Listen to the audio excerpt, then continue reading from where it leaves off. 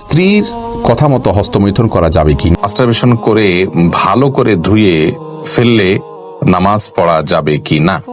স্বপ্নে নবী করিম সাল্লাল্লাহু আলাইহি ওয়াসাল্লামকে দেখলে নাকি জাহান্নাম হারাম, তাহা কতটুকু সঠিক? আচ্ছা, মেয়ে বাচ্চা হলে কি আজান দেওয়া যাবে? আর মেয়েরা কি আজান দিতে পারবে? অনেক সময় ছেলেরা থাকে না। আল্লাহ শাস্তি দিচ্ছেন নাকি পরীক্ষা নিচ্ছেন, কিভাবে বুঝবো? প্রসবের পর কি পর্যাপ্ত পানি ব্যবহার করলেই হবে নাকি টিস্যু বা কুলুক ব্যবহার করা লাগবে? আমাদের হাতে রান্না খাওয়া যাবে কিনা দয়া করে দিবেন। ভয় থেকে বাঁচার কোনো আমল যদি বলতেন, ডিপ্রেশন থেকে মুক্তির উপায় কি? আবু সুফিয়ান, আপনি জানতে চেয়েছেন মৃত্যু ভয় থেকে বাঁচার কোনো আমল যদি বলতেন, ডিপ্রেশন থেকে মুক্তির উপায় কি? ভাই আবু সুফিয়ান, আল্লাহ রাব্বুল আলামিন মানুষের হায়াতকে নির্দিষ্ট করে দিয়েছেন এবং প্রত্যেকে যার যার সেই সীমানা পর্যন্ত যাবেই। বিধায় অযাচিত কোনো মৃত্যুর ভয় থেকে বাঁচার জন্য আমরা সাবধানতা অবলম্বন করব, কিন্তু আমাদের বিশ্বাস থাকবে যে আল্লাহ রাব্বুল আলামিন আমাদেরকে হায়াত শেষ করার আগ পর্যন্ত 1 সেকেন্ড বাকি থাকতেও আমাদের মৃত্যু হবে না। বিধায় নিজেকে সে সমস্ত আয়াতগুলোর প্রতি সেগুলোর বিশ্বাস নিজের মধ্যে বাড়াতে হবে, বদ্ধমূল করতে হবে, সেগুলো বিশেষ করে পাঠ করতে হবে। ইনশাআল্লাহ বিদিনের মাধ্যমে আশা করা যায় নিজের মধ্যে মৃত্যু ভয় কমবে। আর ডিপ্রেশন দূর করবার জন্য তাহাজ্জুদে সিজদায় কি আল্লাহর সাথে কথা বলুন, কাঁদুন, দোয়া করুন, আল্লাহর সঙ্গে একান্তে সময় কাটান। ইনশাআল্লাহ বিদিনিল্লাহ এর মাধ্যমে ডিপ্রেশন কিছুটা হলেও কমবে এবং কোন দক্ষ আলেম এবং দিনদার, আল্লাহর সাথে ভালো সম্পর্ক রাখেন, মুত্তাকি পরহেজগার এরকম নেককার মানুষের সান্নিধ্যে যান, তার সঙ্গে একান্তে কথা বলেন, ইনশাআল্লাহ বিদিনিল্লাহ আপনি ডিপ্রেশন দেখবেন অনেকখানি কমে যাবে। এরপরে আদনান সাইদ, আপনি জানতে চেয়েছেন প্রসবের পর কি পর্যাপ্ত পানি ব্যবহার করলেই হবে নাকি টিস্যু বা কুলুক ব্যবহার করা লাগবে?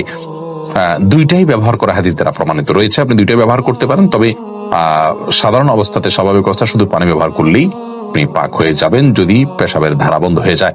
পরে ফিরোজ, আপনি জানতেছেন বেনামাজের হাতে রান্না খাওয়া যাবে কিনা দয়া করে দিবেন। জি যাবে। অমুসলিমের হাতে রান্না রাসূল আকরাম সাল্লাল্লাহু আলাইহি ওয়াসাল্লাম খেয়েছেন, ইহুদির বাড়িতে খেয়েছেন, অতএব বেনামাজের হাতে অবশ্যই খাওয়া যেতে পারে। আপনি কি খাচ্ছেন সেটা হলো বিষয়, কার হাতে খাচ্ছেন সেটি বিষয় নয়। হালাল খেয়ে থাকলে খারাপ মানুষের হাতেও খেতে পারেন, রান্না করাও খেতে পারেন। আর হারাম যদি খান তাহলে ভালো মানুষ রান্না করে দিলে তার হাতের খাওয়াও খেতে পারেন না। রাবেয়া বসরি বোন, আপনি জানতে চেয়েছেন পিরিয়ডের রক্ত নতুন জামায় লাগার পর অনেকবার ধোয়া হলেও দাগ রয়ে যায়, এটা পরে কি নামাজ আদায় করা যাবে? দেখুন, কোন নাপাক সেটি আমাদের কাপড়ে লাগলে, সেটি প্রবাহমান রক্ত হোক বা অন্য কোনো নাপাক হোক, আমরা সেটিকে ধৌত করব পানি দিয়ে। যথাসম্ভব স্বাভাবিকভাবে একটি কাপড় যেভাবে মানুষ ধোয় ময়লা দূর করার জন্য, ওইভাবে ধোয়ার পরেও যদি তার মধ্যে দাগ থেকে যায় তাহলে সেক্ষেত্রে তার কারণে সেই কাপড় পরে সালাত আদায় করতে কোনো প্রকার অসুবিধা হবে না। অর্থাৎ আমরা রক্তের কথাই যদি বলি যে রক্তের দাগ একটুখানি রয়ে গেছে, অনেক ধুয়েছি, আমি সাবান দিয়ে ধুয়েছি বা সচরাচর ময়লা দূর করার জন্য যেভাবে কাপড় ধোয়া হয় সেভাবে আমি ধুয়েছি, তারপরেও দাগ যদি থেকে যায় তার কারণে সেই কাপড় পরে সালাত আদায় করতে কোনো প্রকার নিষিদ্ধ হবে না। কারণ আল্লাহ রাব্বুল আলামিন বলেছেন আমাদেরকে ফাত্তাকুল্লাহা মাসতাতা'তুম, তোমরা আল্লাহকে ভয় করো যতটুকু তোমাদের সাধ্য কুলায়। বিধায় আপনি কাপড় চোপড় ধোবেন স্বাভাবিকভাবে যতটুকু ধুয়ে থাকেন ময়লা দূর করার জন্য ততটুকু, এর পরেও যদি থেকে যায় তাহলে সেক্ষেত্রে আপনার আর এক্ষেত্রে কোনো গুনাহ হবে না ইনশাআল্লাহ, যেহেতু এখানে আপনার কিছু করার নেই। এমডি খালিল মির্জা, আপনি জানতে চেয়েছেন স্ত্রীর কথা মতো হস্তমৈথুন করা যাবে কি না? স্ত্রী হস্তমৈথুন করতে কেন বলবেন? যদি কোন স্ত্রী হস্তমৈথুন করতে বলেন তাহলে এটা অসুস্থতা, এটি জায়েজ নয়। কোরআনে কারীমে আল্লাহ বলেছেন যে মানুষের যৌন চাহিদাকে চরিতার্থ করবার জন্য আল্লাহ বৈধ যে পথ রেখেছেন, স্বামী স্ত্রীর যে মিলনের পথ রেখেছেন, এবং বৈধ পথ ছাড়া অন্য কোনো উপায়ে যদি কেউ তার যৌন চাহিদাকে চরিতার্থ করে, আল্লাহ তাআলা বলেছেন ফাউলাইকা হুমুল আদুন, তারা সীমা লঙ্ঘনকারী। সূরা মুমিনুনের শুরুর দিককার আয়াত থেকে বোঝা গেল যে হাত দিয়ে যদি কেউ বীর্যপাত করে তাহলে সে সীমা লঙ্ঘনকারী, কারণ এটি কোনো সুস্থ বা স্বাভাবিক পদ্ধতি নয়। বিধায় স্ত্রী চাইলেও তার হস্তমৈথুন করা জায়েজ নাই। হ্যাঁ, যদি কেউ এমন কোন জায়গায়, এমন কোন কঠিন সিচুয়েশনের মধ্যে পড়ে গেছেন, যে এমন পরিবেশে আছেন যে এখানে তিনি তার যৌন চাহিদা যদি তিনি কোনোভাবে অবদমন না করেন তাহলে জিনায় লিপ্ত হয়ে যাবেন, তাহলে সেক্ষেত্রে কোনো কোনো ফকিগণ ওই ব্যক্তির জন্য ওই সময়ে হস্তমৈথুনকে জায়েজ বলেছেন। আর স্ত্রীর হাত ব্যবহার করে হস্তমৈথুনকে অনেক উলামা ইকরাম জায়েজ বলেছেন যদি মাসিকের কারণে বা অন্য কারণে স্ত্রীর সহবাস না করতে পারে এবং না করতে পারার কারণে গুনাহে লিপ্ত হয়ে যাওয়ার আশঙ্কা থাকে সেই ক্ষেত্রে। বাকি স্ত্রীর নির্দেশে স্বামী নিজে হস্তমৈথুন করা কোন অবস্থাতে জায়েজ নয়। এরপরে ফারজানা সুলতানা, আপনি জানতে চেয়েছেন আল্লাহ শাস্তি দিচ্ছেন নাকি পরীক্ষা নিচ্ছেন, কিভাবে বুঝবো? খুবই কঠিন ভাই বোন ফারজানা। আমাদের জীবনে কোনো বিপদ আসলে সেটি একইভাবে আল্লাহর পক্ষ থেকে পরীক্ষা হতে পারে, আল্লাহ আমাদেরকে পরীক্ষা করছেন, এমনটি হতে পারে আমরা কি করি, আমরা সবর করতে পারি কিনা।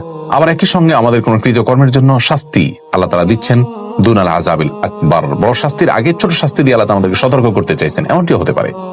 তো কোন দৃষ্টিকোণ থেকে কোন বিপদটি এসছে, কোন সমস্যাটি এসছে, সেটি কিন্তু আমাদের কারোরই বলার কোনো সুযোগ নেই, যেহেতু নবী নেই, ওহীর দুয়ার নেই, আল্লাহর এই বিষয়টিকে জানার কোনো উপায় নেই। আমরা স্বাভাবিকভাবে এটিকে দুইটারই সম্ভাবনা রয়েছে, সেই জায়গা থেকে বিপদে পড়লে আমরা ইস্তেগফার করব এবং ধৈর্যের পরীক্ষায় উত্তীর্ণ হওয়ার জন্য প্রয়াস চালাবো।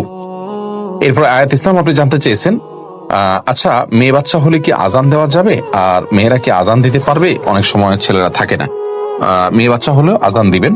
আর আজান দেওয়া সম্পর্কিত হাদিসগুলো আসলে খুব বেশি যে শক্তিশালী তা নয়, বরং বিন বাজ রাহিমাহুল্লাহ আজান বাচ্চার নবজাতকের ভূমিষ্ঠ হওয়ার পর তার কানে আজানের বিষয়ে হাদিসগুলোকে অ্যানালাইসিস করে বলেছেন বেশিরভাগ হাদিস জয়ীফ, কিন্তু অনেকগুলো হাদিস বর্ণিত হয়েছে এটা করা যেতে পারে, ফজিলতের মতো বিষয়।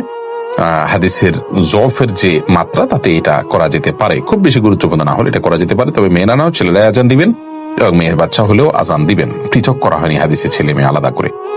নোমান শাহ আপনি জানতে চেয়েছেন, স্বপ্নে নবী করিম সাল্লাল্লাহু আলাইহি ওয়াসাল্লামকে দেখলে নাকি জাহান্নাম হারাম, তাহা কতটুকু সঠিক? দেখুন, এই বিষয়ে হাদিস রয়েছে দাইফ। আর দ্বিতীয়ত হলো যে রাসূল আকরাম সাল্লাল্লাহু আলাইহি ওয়াসাল্লামকে আমরা স্বপ্নে দেখলে তিনি রাসূল আকরাম সাল্লাল্লাহু আলাইহি ওয়াসাল্লাম কিনা এটা নিশ্চিত হওয়া কঠিন। যদিও একটি হাদিস রয়েছে রাসূল আকরাম সাল্লাল্লাহু আলাইহি ওয়াসাল্লাম বলেছেন, কি আমাকে স্বপ্নে দেখলে সে অবশ্যই আমাকে স্বপ্নে দেখেছে, কারণ শয়তান আমার আকৃতিকে ধারণ করতে পারে না।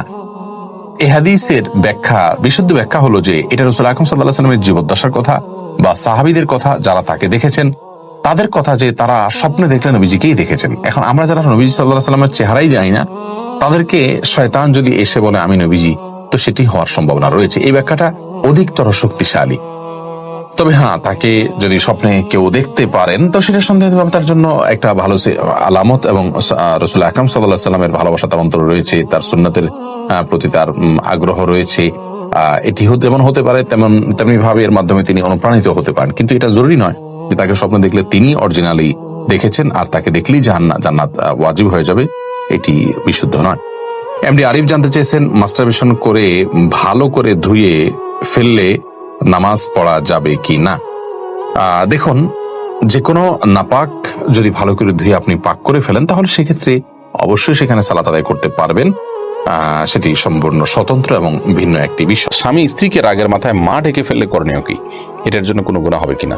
আশ্চর্য কথা, রাগের মাথায় মা ডাকবে কেন? মা তো মানুষ খুব মমতার চোটে, মহব্বতের চোটে মানুষকে ডাকে, মানে মাকে ডাকে। তো যাই হোক, স্ত্রীকে যদি কেউ মা ডাকেন, অর্থাৎ তুই আমার মায়ের মতো, এই টাইপের কথাবার্তা বলেন বা মায়ের সাথে সাদৃশ্য করেন, মা যেরকম হারাম স্ত্রীকে সেরকম হারাম বলেন, তাহলে এটাকে শরিয়ার ভাষায় জেহার বলা হয়। এই জেহার যদি হয়ে যায় তাহলে সেক্ষেত্রে এই জেহারের ফলশ্রুতিতে বিচ্ছেদ পর্যন্ত সেটি গড়াতে পারে। আর যদি তিনি সেটাকে প্রত্যাহার করতে চান তাহলে তার জন্য জেহারের যে কাফারা আছে সেটি কাফারা দিতে হবে, এর মাধ্যমে তিনি ফেরত নিতে পারেন, স্ত্রীর সাথে আবার বসবাস করতে পারেন, সে সুযোগ আছে। আর যদি তিনি এর মাধ্যমে মূলত স্ত্রীকে ইঙ্গিত স্বরূপ তালাকের নিয়ত করেন তাহলে সেক্ষেত্রে তালাক হিসেবে গণ্য হতে পারে। বিধায় রাগের মাথায় এটি বলাটা এটি এক প্রকার বিচ্ছেদের উদ্যোগ গ্রহণ করার শামিল। এরকম কথা বলার আগে বারবার ভাবা উচিত। যদিও জাস্ট এরকম যদি বলে থাকে তুমি আমার মায়ের মতো বা তুমি আমার মা, এবং উদ্দেশ্য থাকে যে স্ত্রীকে নিজের উপর হারাম করা, এবং অনেকে বলে যে আমার জন্য তুমি হারাম, আমার মায়ের মতো, তাহলে সেক্ষেত্রে সেটা জেহার হয়ে যাবে, এবং জেহারের বিধান অনুযায়ী তাকে কাফারা দেওয়ার পর, তিনি প্রায়শ্চিত্ত করার পর তিনি স্ত্রীর সাথে আবার বসবাস করতে পারবেন।